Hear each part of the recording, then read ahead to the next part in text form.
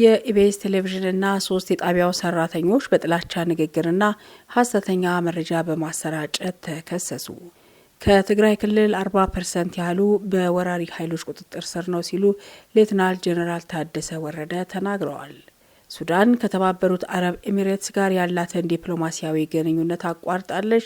ከሱዳን ጦር ጋር የተቆራኘው የሱዳን መንግስት ከተባበሩት አረብ ኤሚሬቶች ጋር ያለውን ዲፕሎማሲያዊ ግንኙነት በማቋረጡ የባህረ ሰላጤውን ሀገር አጥቂ መንግስት ሲል አውጆበታል። እነዚህንና ሌሎች መረጃዎች አሰናድተን መተናል። ጤና ይስጥልኝ ክብራትና ክብራን የቻናላችን ቤተሰቦች እንዴት ቆይታችኋል? ይህንን ቻናል ላይክ፣ ሰብስክራይብ ማድረጋችሁን አትዘንጉ። በዝርዝር ወደምንመለከታቸው ጉዳዮች እንሻገራለን። አስቀድመን የኢቢኤስን ጉዳይ እናነሳለን። የኢቢኤስ ቴሌቪዥን እህት ኩባንያውና 3 የጣቢያው ሰራተኞች የጥላቻ ንግግርና ሐሰተኛ መረጃ በማሰራጨት ወንጀል ክስ ቀርቦባቸዋል። በፌዴራል ከፍተኛ ፍርድ ቤት በቀረበው በዚህ የመዝገብ ክስ ላይ ጋዜጠኛ መዓዛ መሐመድ በኢቢኤስ ቴሌቪዥን ሐሰተኛ ታሪኳ ተሰራጭቷል የተባለችው ብርቱካን ተመስገንን ጨምሮ 6 ተጠርጣሪዎች በሽብር ወንጀል ተከሰዋል። በአጠቃላይ 16 ተከሳሾች የተካተቱበትን የክስ መዝገብ ለፌዴራል ከፍተኛው ፍርድ ቤት የህገ መንግስትና የሽብር ወንጀል ጉዳዮች ችሎት ማክሰኞ ሚያዝያ 28 ቀን 2017 ዓ.ም ያቀረበው የፌዴራል ጠቅላይ አቃቢ ህግ ከተከሳሾቹ መካከል 8ቱ በአዲስ አበባ ከተማ አስተዳደር በቢሮና በወረዳ ደረጃ ኃላፊዎችና ሰራተኞች ናቸው።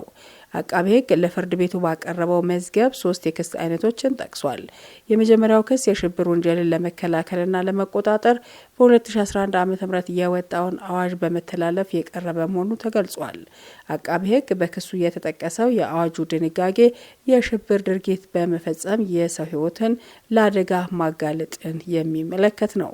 ማንኛውም ሰው የፖለቲካ፣ የሃይማኖት ወይም የርዕዮተ ዓለምን ለማራመድ በማሰብ ህዝብን ወይም ደግሞ የተወሰነ የህብረተሰብን ክፍል ለማሸበር አሊያም ደግሞ መንግስትን፣ የውጭ ሀገር መንግስት ወይም ደግሞ ዓለም አቀፍ ድርጅቶችን ለማስወገድ የሽብር ድርጊትን የሚፈጽም ከሆነ ከ10 ዓመት እስከ 18 ዓመት ጽኑ እስራት እንደሚቀጣም በአዋጁ ተደንግጓል። ይህ ድንጋጌ ተጠቅሶ ክስ ከቀረበባቸው ተጠርጣሪዎች ውስጥ በቀዳሚነት የተቀመጡት በአሁኑ ወቅት ነዋሪነታቸው በውጭ ሀገር ያደረጉት ጋዜጠኛ መዓዛ መሐመድና ተስፋዬ ወልደ ስላሴ ናቸው። በአዲስ አበባ ከተማ አስተዳደር በአዲስ ከተማ ክፍለ ከተማ ወረዳ 14 የሲቪል ምዝገባና የነዋሪ ጽህፈት ቤት ኃላፊ የሆኑት አቶ ካሳሁን ኃይሌና በዚሁ ወረዳ የስራ ስምሪት ባለሙያ የሆኑት አቶ ዋልልኝ አለማየሁ በመጀመሪያው ክስ የተካተቱ ሌሎች ተጠርጣሪዎች ናቸው። በአዲስ ከተማ ክፍለ ከተማ ወረዳ 09 የጤና መድን ባለሙያ የሆኑት አቶ ልጅ አዲስ አጥናፉም እንዲሁ በተመሳሳይ ድንጋጌ ተከሰዋል።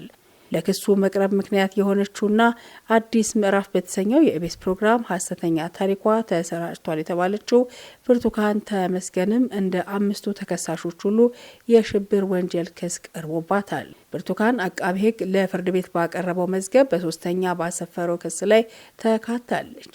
የአቃቢ ህግ 3ኛ ክስ በ2007 ዓ.ም የወጣውን የሙስና ወንጀል አዋጅን በመተላለፍ የቀረበ ነው። በዚህ ክስ የተጠቀሰው የአዋጁ ድንጋጌ በስልጣን አላግባብ መገልገልን የሚመለከት ሲሆን ከ7 ዓመት እስከ 15 ዓመት በሚደርስ ጽኑ እስራትና ከ10 ሺህ ብር እስከ 100 ሺህ ብር የሚሆን ገንዘብ ቅጣትን የያዘ ነው። ይህ ቅጣት ተፈጻሚ የሚሆነው ኃላፊነቱ ወይም ግዴታው እንዲጣስ የተፈለገበት ዓላማ፣ የተገኘው ጥቅም ከፍተኛነት፣ የጥፋተኛው የኃላፊነት ወይም ደግሞ የስልጣን ደረጃ በግለሰብ፣ በመንግስት ወይም ደግሞ በህዝባዊ ድርጅት ጥቅም ወይም ደግሞ በህዝብ ላይ የደረሰ ጉዳት የተፈጸመውን ወንጀል ከባድ ካደረገው እንደሆነ በአዋጁ ላይ ተቀምጧል።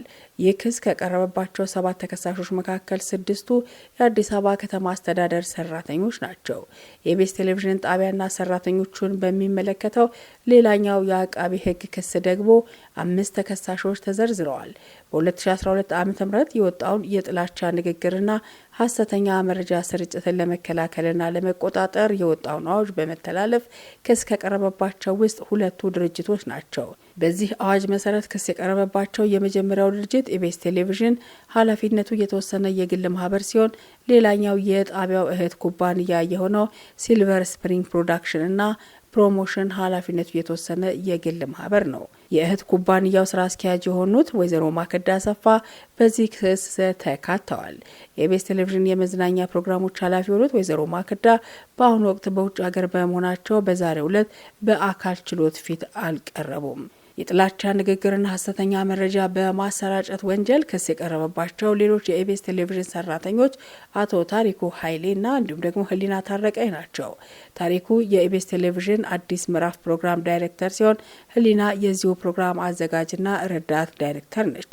ሁለቱ ድርጅቶቹና 3 የቴሌቪዥን ጣቢያው ሰራተኞች ክስ የቀረበባቸው በ2012 አዋጅ የጥላቻ ንግግርና ሐሰተኛ መረጃን ማሰራጨት ስለመከልከሉ የሰፈሩ ድንጋጌዎችን በመተላለፍ ነው ተብሏል። በዚህ አዋጅ የወንጀል ተጠያቂነትን የተመለከተው አንቀጽም በተከሳሾቹ ላይ ተጠቅሶባቸዋል ተብሏል። አቃቤ ሕግ በክሱ ላይ የጠቀሰው ይህ አንቀጽ የጥላቻ ንግግር ወይም የሐሰተኛ መረጃ ስርጭት ወንጀሉ የተፈጸመው ከ5000 በላይ ተከታይ ባለው የማህበራዊ ሚዲያ ድረገጽ ከሆነ ወይም ደግሞ በብሮድካስት አገልግሎት አሊያም በየጊዜው በሚወጣ የህትመት ውጤት ከሆነ ቅጣቱ እስከ 3 ዓመት የሚደርስ ቀላል እስራትና ከ100,000 ያልበለጠ ይሆናል ይላል።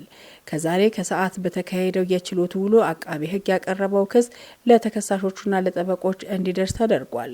የችሎቱ የመሀል ዳኛ የክሱን ዝርዝር በንባብ ካቀረቡ በኋላ ከአንድ ተጠርጣሪ በስተቀር ተከሳሾቹ ጉዳያቸውን በማረሚያ ቤት ሆነው እንዲከታተሉ ትዕዛዝ ሰጥተዋል።